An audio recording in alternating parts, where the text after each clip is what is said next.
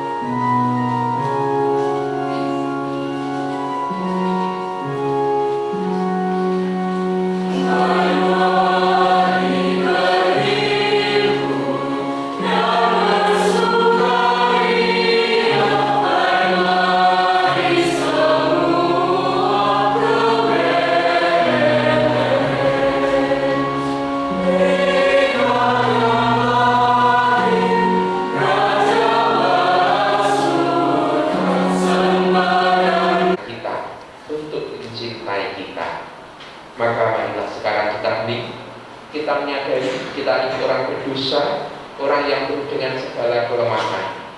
Mari kita mohon ampun atas dosa-dosa kita, supaya kita layak dan pantas merayakan Ekaristi pada pagi hari ini.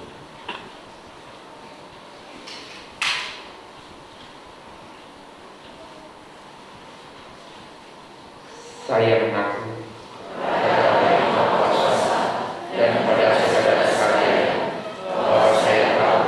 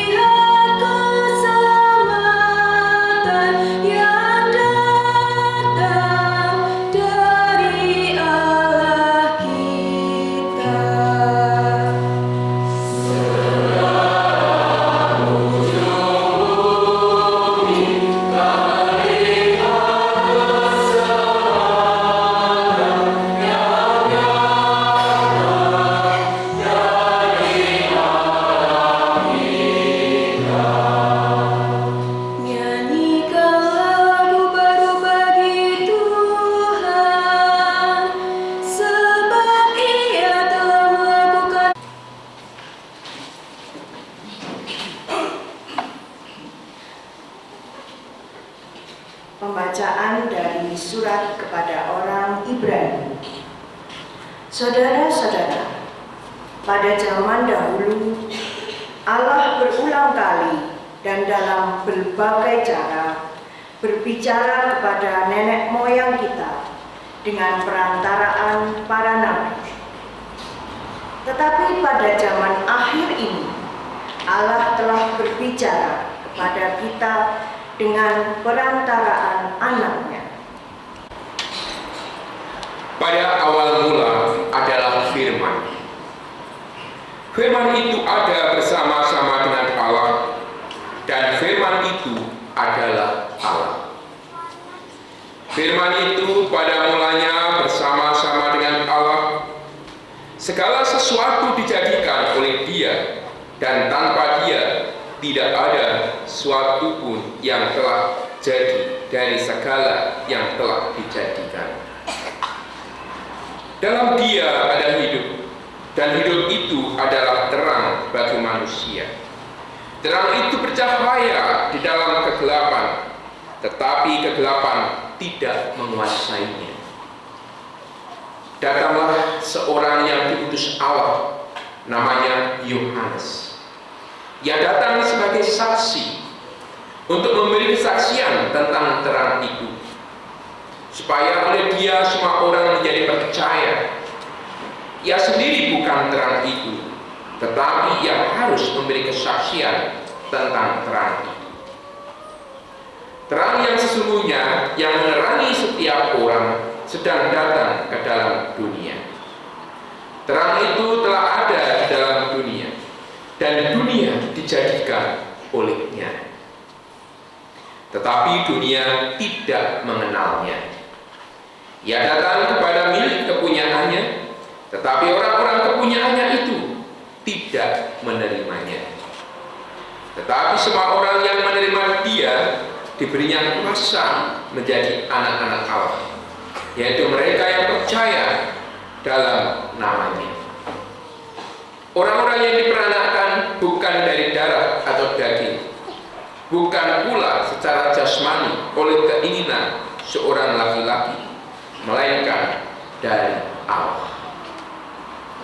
Firman itu telah menjadi manusia dan diam di antara kita, dan kita telah melihat kemuliaannya, yaitu kemuliaan yang diberikan kepadanya sebagai anak tunggal Bapa, penuh kasih dan kebenaran.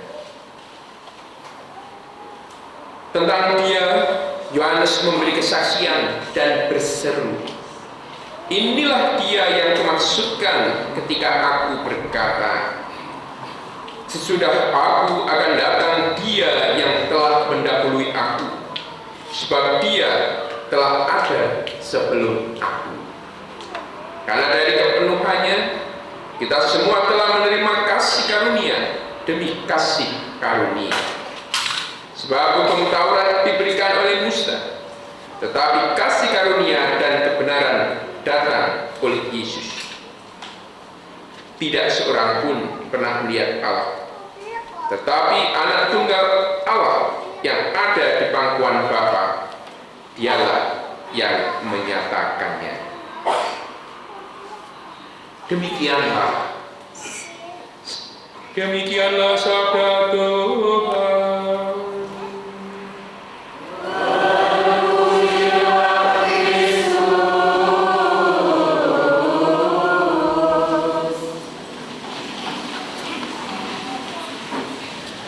Bapak Ibu dan saudara-saudariku yang terkasih, kalau kita mencoba membaca atau mendengarkan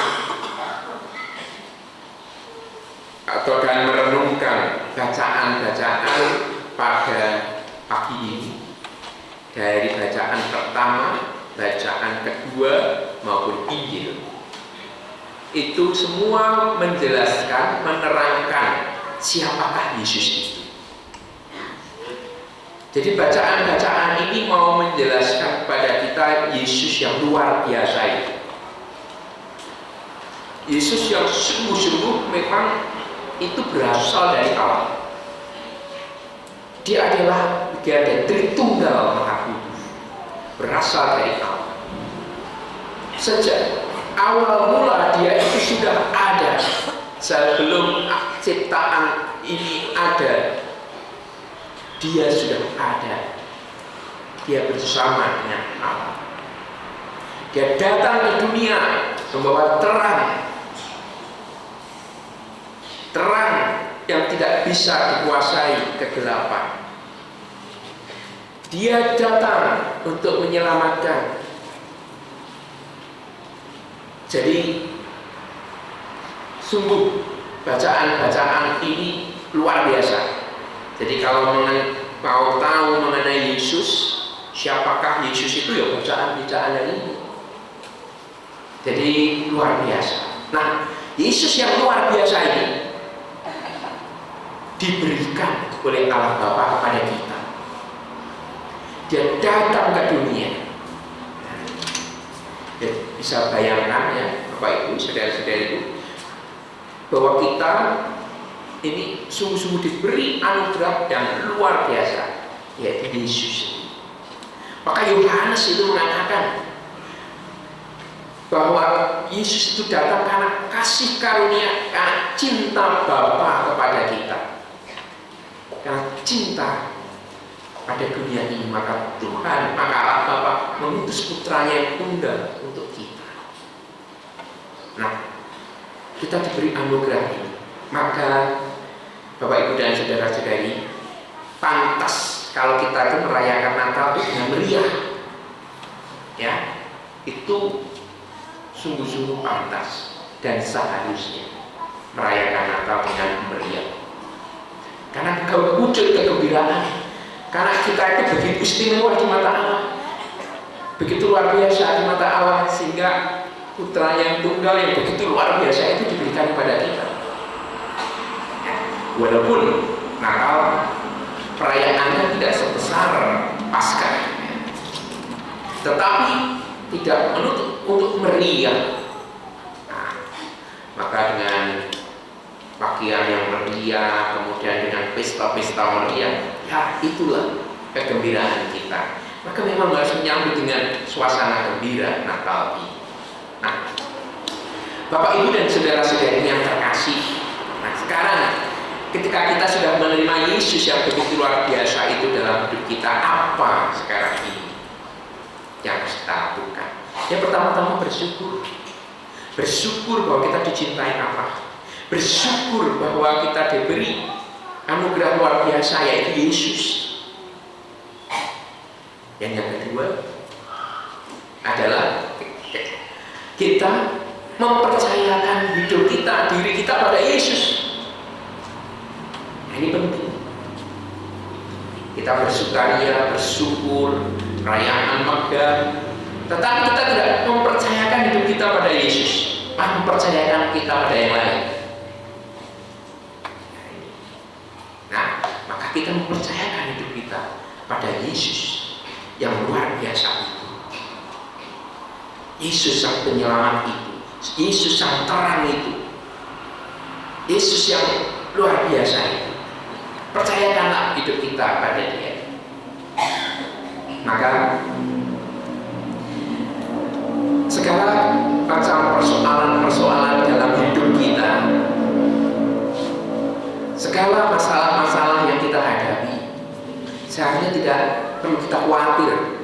Ya, kita nggak perlu khawatir, karena kita ada Yesus yang luar biasa, yang pasti akan mengatasi segala-galanya dalam hidup kita. Maka tadi malam saya dalam khotbah mengatakan, ya, yang pertama kita harus menyerahkan doa. Insya Allah menyerahkan hidup kita pada Yesus itu adalah bagaimana kita sungguh-sungguh menyerahkan, memberikan hidup kita pada Yesus. Berdoa, ada persoalan dan sebagainya, datang kepada Dia. Ya, nah Bunda Maria itu ada, itu selalu menghantar kita kepada Yesus.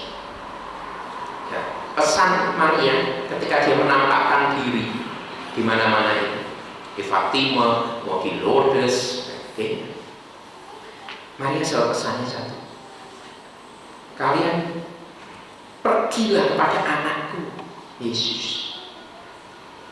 Ya. Jadi Maria itu ada supaya kita tuh sampai pada Yesus, diantar oleh Maria pada Yesus. Nah, dan Dewi Maria itu supaya kita tuh bisa sampai pada Yesus. Nah, maka kita mempercayakan hidup kita pada Yesus. Kemudian yang kedua, selanjutnya yang penting lagi, kalau sudah kita mempercayakan kepada Yesus, maka kita mendengarkan apa yang disabdakan Yesus. Karena Dia sang firman, itu yang menjadi pegangan tuntunan hidup kita. Maka itulah sewajarnya, sudah seharusnya kita menuruti apa yang dikatakan Yesus. Maka kita sebagai orang Kristiani, orang Katolik, baca kitab suci. Karena disitulah sabda Yesus, firman Tuhan yang menjadi tuntunan hidup kita. Maka kalau dikatakan orang Katolik, bagaimana tuntunannya? Baca kitab suci, sang firman. Ya, pada awal mula adalah firman, itulah. Maka mendengarkan, membaca kitab suci, kemudian menelaah, kemudian menurutinya, hidup sesuai dengan kitab suci itu. Ya, jadi itu hidup sesuai dengan tuntunan Tuhan lewat kitab suci. Nah, salah satu hal bagaimana mengerti Yesus, ya sudah dalam subtemanya dikatakan bagaimana dalam keragaman, ya. Dalam keragaman kita itu bagaimana seperti Yesus itu datang ke dunia untuk semuanya. Yesus tidak membeda-bedakan orang, tidak membeda-bedakan suku, bahkan tidak membeda-bedakan agama. Yesus datang untuk semua, menyelamatkan untuk semuanya. Maka sudah seharusnya kita ini memang juga bersaudara dengan semua orang. Itu pesan yang pertama, bersaudara dengan semua orang, dengan berbagai macam budayanya, sukunya, agamanya, macam-macam hal. Kita bisa bekerja sama dengan semua orang, berdamai dengan semua orang. Itulah pesan Yesus. Itulah kedamaian yang sesungguhnya. Maka kalau dikatakan Natal itu damai, itu iya, karena kita bersaudara dengan semua orang. Yesus datang untuk semua orang, bukan datang untuk hanya untuk kita saja. Dan kita sudah wajib untuk membagikan Yesus pada yang lain. Artinya membawakan damai, membawakan persaudaraan satu sama lain. Itulah pesannya. Maka saudara-saudari yang terkasih, kalau kita sungguh-sungguh membawa Yesus istimewa, ya kita sebagai pengikut Yesus ya harus istimewa. Istimewanya harus bersaudara dengan semua orang tanpa beda-bedakan orang itu dari mana, dia itu siapa. Maka semalam saya sudah mengatakan kita harus sabar jadi orang itu, karena memang kalau kita bisa menerima orang lain, syaratnya memang harus sabar.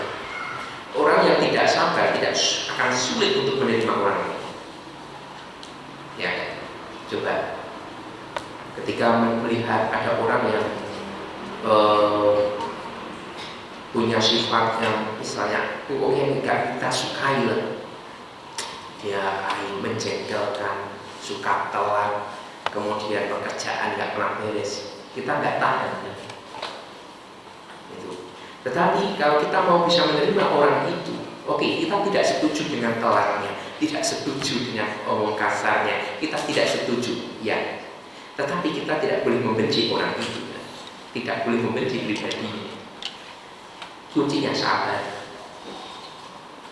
Kita bisa menerima orang lain dari suku yang lain. Mungkin orang punya dari suku yang lain punya sifat sikap yang mungkin nggak pas dengan suku yang kita miliki. Tapi ketika kita sabar, kita bisa menerima. Kuncinya di situ. Nah, itu. Dan Bapak Ibu dan saudara-saudari yang terkasih, satu hal, kalau kita percaya pada Yesus, bahwa Yesus itu sungguh-sungguh membawa berkat untuk kita. Kita semua sudah dibaptis. Sungguh-sungguh kita itu membawa berkat. Tadi pagi Romo Niko Setia itu men-sharingkan bagaimana pengalaman. Ada seseorang yang hamil, bayinya kembar, tapi yang satu itu yang satunya itu kedesak oleh yang lain. Jadi yang satu disarankan untuk diambil, untuk tidak diteruskan, kayak aborsi. Tapi ibu ini tidak mau. Dia tetap mempertahankan dan percaya pada kuasa doa. Datanglah kepada Romo Niko untuk mendoakan. Dan ternyata kemudian posisinya baik. Setelah didoakan, diberi air suci, doakan dengan rosario, ya, ternyata kemudian selamat, bayinya dua-duanya lahir dengan selamat. Itulah kuasa. Betapa kita memang punya kuasa untuk memberkati, punya kuasa untuk berdoa. Saya masih ingat dulu waktu saya masih anak-anak, 6 SD, SMP lah, saya kelas 1. Ibu hamil adik saya yang terakhir. Waktu itu sudah divonis bahwa adik saya mungkin lahir dengan cacat. Ini apakah akan diteruskan? Ibu saya mengatakan tetap saya akan teruskan. Saya tidak mau menggugurkan. Ini anugerah Tuhan. Kalau dia cacat, apa saya terima. Itulah anak saya. Maka dia ngajak saya yang masih anak-anak SMP novena. Itulah kemudian saya jadi rajin novena. Dan apa yang terjadi? Lahir sehat normal. Sekarang sudah punya anak 2. Luar biasa. Jadi kuasa doa Bapak Ibu ya. Tuh, kita semua diberi dengan rahmat baptisan. Jadi kalau diminta tolong doakan saya, doakan. Percayalah pada kuasa baptisan ya. Kalau saya sudah dengan baptisan ya, saya percaya betul ya. Ya, dengan baptisan yang sudah terima. Tolong doain ya. Doakan itu dipercaya itu. Dan percayalah dengan kuasa doa kita. Dan kadang-kadang doa itu kan tidak memandang kesucian kita. Misalnya saya ini sebagai imam tapi saya nggak suci, tetapi saya berdoa untuk seseorang itu bisa dikabulkan. Jadi Tuhan tidak memandang kesucian saya sebagai imam, tapi doa anugerah imamat yang diberikan pada saya. Demikian juga kalau misalnya bukan orang suci, saya nggak berdoa. Nah, Tuhan bekerja melalui kita dengan kuasa baptisan. Maka kalau orang tua, kalau memberikan tiap hari, ada orang tua yang ngasih berkat untuk anaknya, tanda salib di dahi. Kalau belum ada, coba dijalani ya Pak. Atau ada juga pasangan suami istri yang saling memberikan berkat. Jadi kalau pergi saling memberikan berkat, itu besar kuasanya itu. Pak berangkat ya, tanda salib. Oke mas, saya pergi, tanda salib. Anak-anaknya diberi berkat. Itu kuasa besar itu. Percayalah, anak-anak itu akan lengket sama orang tua. Demikian istri atau suaminya kan benar-benar lengket, tidak akan berpindah dengan yang lain. Percayalah, kuasa berkat. Ya, bagi yang belum silakan. Tiap hari berkati istrinya, berkati suaminya, berkati anak-anaknya. Anak boleh loh juga berkati papanya, berkati ya, itu besar kuasanya. Nah, Bapak Ibu dan saudara-saudari yang terkasih, kita sudah diberi anugerah luar biasa oleh Tuhan. diberi Yesus Tuhan yang luar biasa. Maka mari kita rayakan yang luar biasa ini dengan penuh sukacita, dan hidup kita pasti akan luar biasa. Tuhan memberkati. Amin.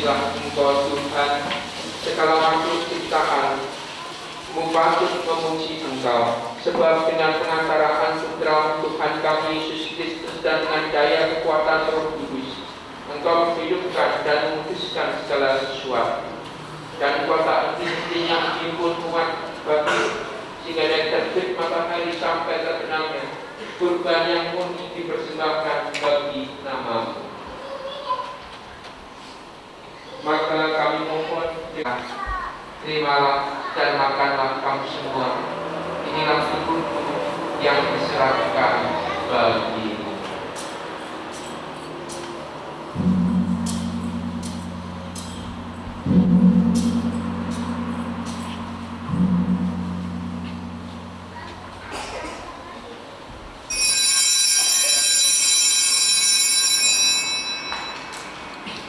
Demikian pula sudah perjamuan yang mengambil diam dan sambil mengucap syukur kepada yang memberkati dan memberikannya pada murid-muridnya seraya berkata, terimalah dan minumlah kamu semua. Inilah darah perjanjian baru dan kekal yang merupakan bagimu dan bagi semua orang demi pengampunan dosa. Lakukanlah ini sebagai kenangan akan dahulu.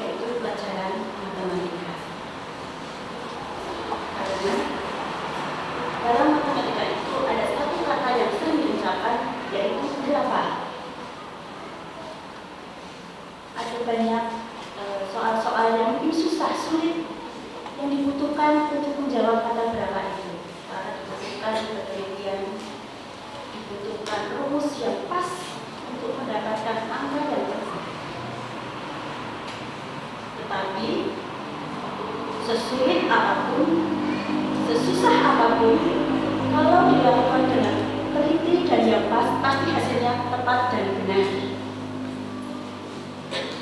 Tapi ada satu kata, ketika kata berata itu ditujukan kepada kita, kita tidak akan pernah bisa menjawab.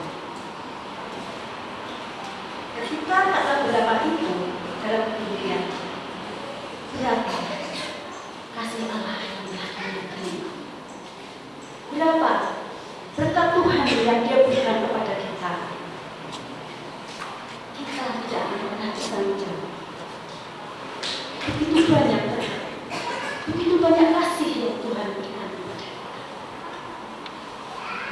Seperti pada saat ini, kita pun merasakan berkat dan kasih itu. Kita berkumpul di sini untuk merayakan kelahiran Tuhan kita, Yesus Kristus. Tidak ada kata yang tepat selain hanya ucapan syukur, bersyukur dan bersyukur. Seperti tadi yang teman-teman. Hanya itu yang pantas kita ucapkan. Bersyukur tiap hari, bersyukur tiap hari. Cerita Romo-Romo itu direncanakan dengan lancar karena ada rames. Saya Romo Nikola sebagai pastor paroki dan saya mengucapkan selamat Natal. Semoga pengalaman Natal ini berkesan bagi saudara. Saya pribadi menghargai panitia yang sudah mempersiapkan dengan baik dan melaksanakan dengan baik sehingga perayaan malam Natal tadi malam berjalan dengan baik. Perayaan pagi ini sudah berjalan dengan lancar. Itu berkat kemurahan Tuhan, kerjasama yang baik.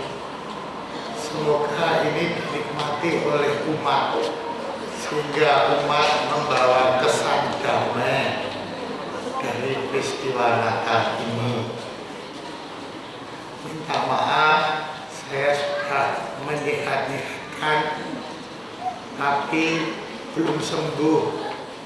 Dan dibantu minta tolong Romo Rukmono supaya bisa berjalan dengan baik. Saya bersyukur dan berterima kasih.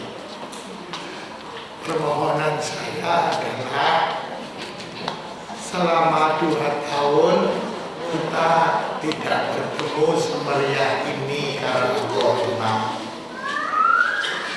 Lalu kita bisa melaksanakan untuk memulihkan persaudaraan kita sebagai umat.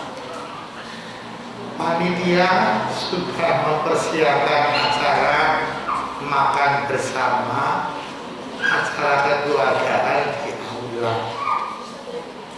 Permohonan saya, tolong umat jangan meninggalkan. Berilah waktu 1 jam saja untuk paroki. Berilah waktu untuk membangun persaudaraan. Tinggalkan kebiasaan ego masing-masing, pulang pergi masing-masing. Yang penting Ekaristi lalu pulang. Persaudaraan sebagai umat paroki penting. Maka petugas panitia sudah membuat acara duduk bersama, menikmati bersama, makan bersama. Kita jalan seperti itu. Nah, kalau pagi ini saudara-saudara meninggalkan karena keinginan ego masing-masing, itu bukan Natal. Anda tidak merayakan. Anda tidak akan menerima berkat Natal karena egonya masih ada. Tuhan Yesus mau datang menanggalkan ego kita masing-masing. Maka saya harap saudara-saudara meluangkan waktu hanya setengah jam, 1 jam ke situ. Bukan makannya, bukan acaranya, tetapi kebersamaan itu. Kalau sini sepi, percuma. Nanti dibuang, lalu disetorkan di paskuran buat pusing romo, menghadapi makanan yang banyak, tambah bersoal. Kalau dibuang di Sungai Banyumas, senang ikannya saya. Bukan masalah itu, tapi kemauan kita untuk membuka ego kita. Aku ingatkan untuk saling menyapa. Itu yang saya harapkan. Terima kasih. Kemudian belum, Bapak Ibu? Belum, oh. Berarti yang belum dapat belum beruntung. Nggak apa-apa, nanti ambil hadiahnya di rumah masing-masing ya. Oke, ada pepatah, tak kenal maka, aduh, jangan pinter banget ya. Oke, perkenalkan nama saya udah pada tahu semua ya. Oke, makasih. Buat Bapak Ibu sekalian, mungkin adik-adik, teman-teman ada yang kenal, perkenalkan nama saya Eva, dan di sebelah saya mungkin ada yang belum tahu juga, Grace. Oke, hari ini kami akan menemani Bapak Ibu sekalian dan teman-teman untuk memeriahkan acara Ramah Tamah bersama umat paroki Banyumanik.